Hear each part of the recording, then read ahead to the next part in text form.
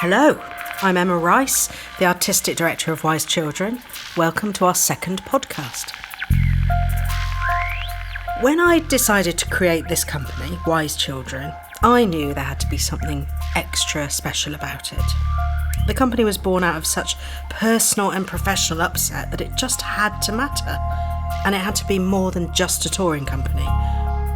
Now, I was 50 this year, and it's brilliant being 50. It's right smack in the middle. It's when you say that your life matters, that this is it, and that your decisions need to make a difference.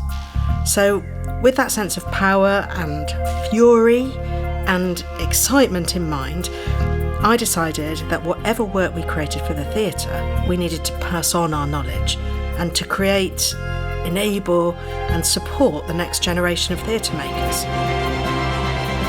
Now, there's also a really practical reason for doing this. It's sometimes really hard to find the actors that work in the way that I want to work. Some of the actors I've been working with for the last few years are the best in the business. And because of this brilliance, they're in great demand. They're getting TV work, film work, and other great theatre work. So how can I attract and retain people with the devising skills, the physical skills and the musical skills that this work demands? Now, one of the ways to do this is to create a pool from which I can draw people that don't have to work with me every time but can come in and out of the company. Training these people is a really great way to do this and to invigorate the company. So we've started the School for Wise Children. I'm recording this podcast in July 2018 and we've just finished our first course. Now, I decided not to start with an actor's course and concentrate on performing, but instead to create a course about music. So our first course was called Music for Ensemble Theatre. Music is laced through all my work. Musicians sometimes act, actors sometimes play instruments. Most of my work is scored all the way through, almost like a film might be. I think music carries emotion in a universal way that words never can. And certainly if you put visuals with music, you're beginning to work in a really powerful form. So, for 6 days spread over 2 weeks, Wise Children composer Ian Ross and sound designer Simon Baker, along with myself and executive producer Poppy Keeling, set up camp at the Arnolfini in Bristol. We had 12 students and oh my goodness, it was better, more exciting, more exhilarating, more illuminating than I could ever have imagined. You know, you have these big ideas about what you're going to do, and then suddenly there comes a moment when you actually have to do them and you think, oh my goodness, have I actually got anything to teach? Can I teach? What can I teach about? And how? In fact, getting this group of talented young people into the room with my collaborators and actually thinking through what we do, thinking about how to explain it and exploring it with this group of people was fascinating. And it was also really moving because we found ourselves talking about our processes and our passions and the way we make work in a way that we never would normally.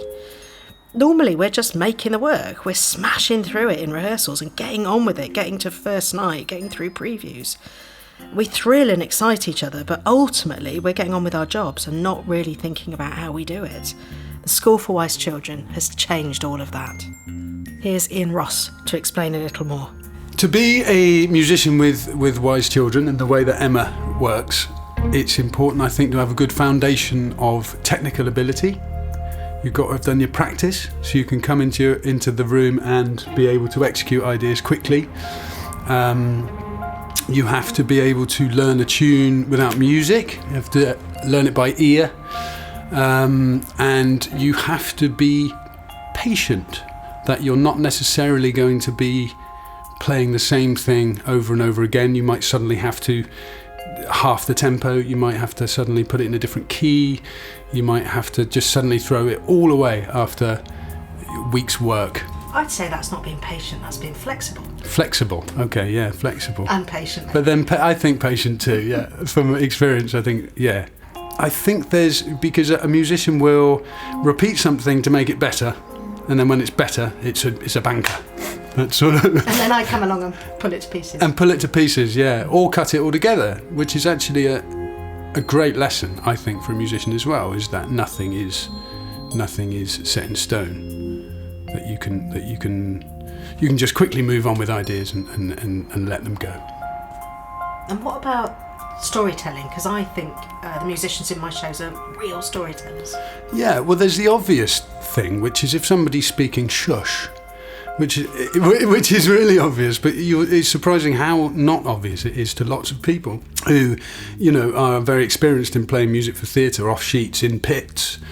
And that very basic thing, if somebody's speaking shush, and that's not just volume, that's expressing ideas or bubbling up through it in whatever way, it's actually really important to know when to play and when not to. I often talk about thinking that the speaking, the text, is like another line of music, so you don't want to have a big fat bit of music underneath it, you want to thin it out. Exactly. So, is that one way of saying shush? Definitely that. Thinner is the way, and that, I think, is in all sorts of ways. Harmonically, it's important to be thin, so it's not too dense, there's not loads of harmony, there's not too many complexities under text, because you can be very simple and guide the emotion or guide the narrative by being more simple. You just mentioned pits and music and paper. Talk about that. Ooh. I've never done it. I've never sat in front of a theatre show with a script and a score, and a conductor.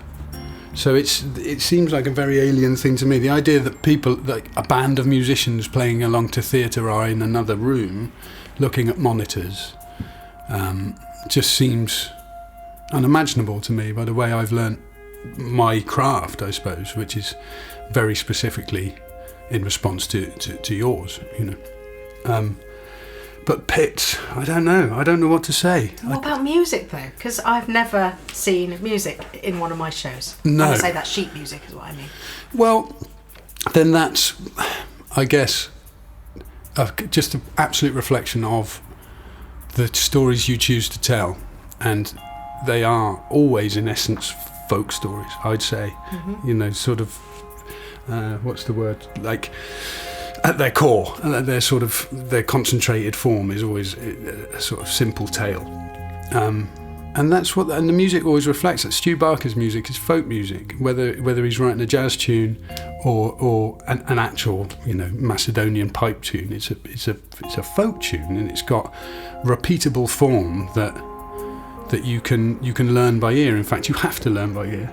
So, do you write it down and then learn it, or do you never have written down music in the Wise Children process? I will sometimes write things down. I think if I know people like Patty, for instance, I know that if I can... Patty's Patrycja Kuliowska. Yeah, amazing sort of concert standard violinist in a day. But, if I write something down for her, it's going to be... It's so quick, it's so in her sort of mechanism to know how to respond to that. And then as soon as she's seen it, she knows it and she's off. And equally, she can learn things by ear as well. But it is a useful tool when you know the musicians you're dealing with. But if I can get away with not doing it, yeah, definitely. Pointless. People always are pointless. People always ask us actors, how do they learn their lines? So I'm going to ask you the same thing. How do musicians learn a whole show? Well, if it's a show that I'm doing, it's because it's very, very simple. Every single component is made up of very simple things. If you take one tune, there's always an A and a B and a C. And you can put that in whatever key you need to, but it's always essentially that. And within that, the chord changes or the melodies are always going to be the same in context with themselves. Does that make sense? So yeah, essentially very simple ideas, but lots of them. I say that's how I learn things, is break everything down to little segments. And then that also enables you to be more complex, actually, because you've got more colour. And the more colour you've got, the more expressive you can be. But it's just primary colour rather than sort of complex shades, And I know exactly what you're talking about. And also, you're linking it to the story. So I watch the musicians emotionally respond to the work in the same way that actors are, which is they know what they're playing because they know what bit of the story they're in. Exactly. And it's working on I would call it on a soul level, that there's a soul music about what you do. Definitely. And then what's surprising and just super interesting to me is then how you take those responses, people's responses, and form it and direct it in the direction where you want it to go, which is surprising to me sometimes. Like, oh right, well I was feeling that completely wrong, and then you have a whole other perspective of something that you've created. Very interesting. Tell us about the course. On day one, I wanted to get a very high energy start to the process. I wanted everybody to feel like, actually, from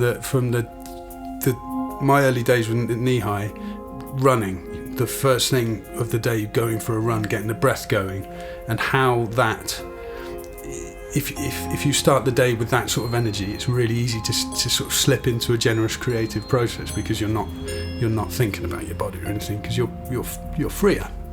So I just wanted to get that going, everybody to know each other's name very quickly, to be singing together very quickly, to break down any feelings of nervousness, which I had, and I knew that they would have as well, and that the ability in the room was very varied.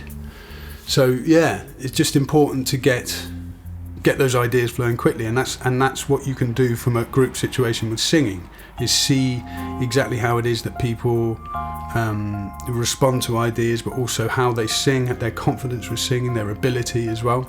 So did you make everybody sing, even if they weren't singers? Everybody, yeah. Because from that you can gauge characters so perfectly and know how to respond to their needs, Yeah, so then we did that big vocal warm-up, loads of physical stuff, lots of breath, lots of silliness, games, rounds, and rounds are great because you can. It's such a perfect example of simple ideas that, as long as you keep firm with their simplicity, you can layer them and make complex musical ideas. So it's just a great lesson immediately. And then after that, we just got creating. So we learnt all those, a couple of different rounds, sung them around a few times, varied the way that we were singing them, and then put them on instruments immediately. So they'd the idea of learning things by ear was then presented as well, so they could put it into their fingers, onto their instruments. And we just did the same thing. As you would lead a round with a group of people, we led it with instruments instead. So you were working really fast and really practically. Yeah, exactly. Just how I like it. Yes, and simply. At the end of the first weekend, I set all the students some homework. I chose one of my favourite children's book, which is a really simple alphabet book, and gave each student 2 letters of the alphabet. And Ian asked them to write a simple 8-bar moment to go along with that visual image and the tiny amount of text there was. So we had a really simple idea and asked them to create a very simple bit of music.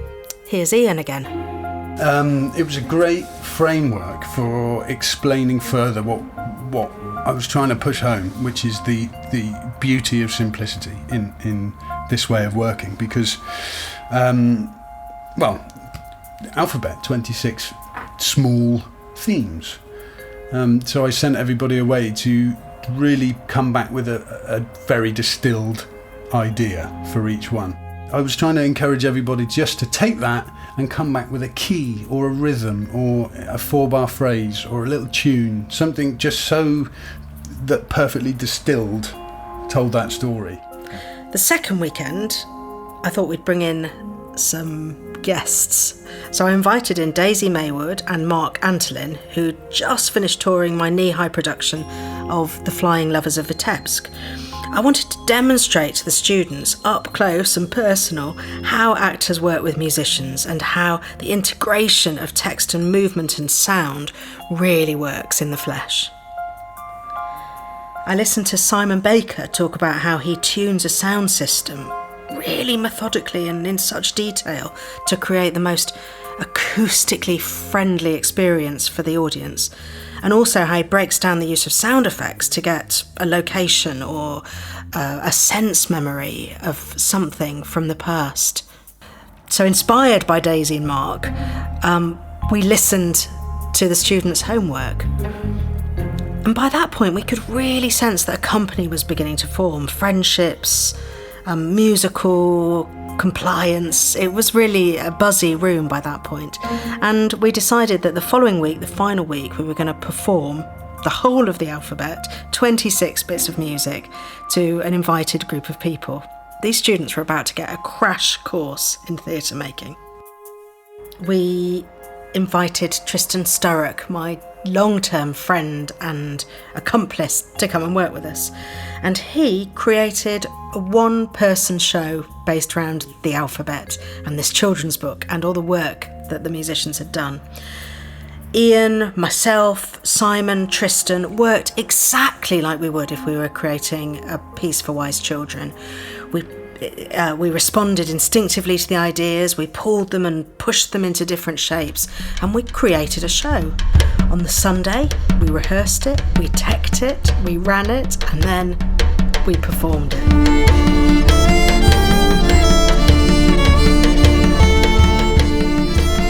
My name is Sam.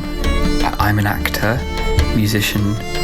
The reason why I really wanted to come on the course was partly because the enormity of my admiration for Emma's work in the past that I've had the pleasure of watching, and also the fact that I'm really keen to do more music and learn more about the way that music fits into the way that theatre works.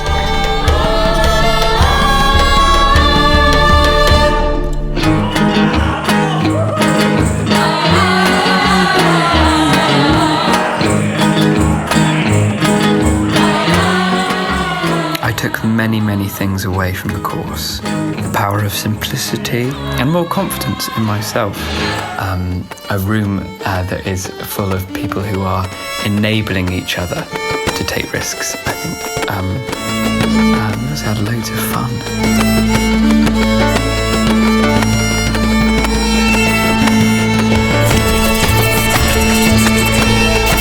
I don't think I've ever been quite as proud. It really felt like this was a completely shiny new beginning. And not only for the people that had come on the course, but for us. It felt like we were a community and that we said together that this matters, that what we do matters. And it's good, it's thrilling, it's unique, and we're going to share it. And we found a way to share it. It was a really special event.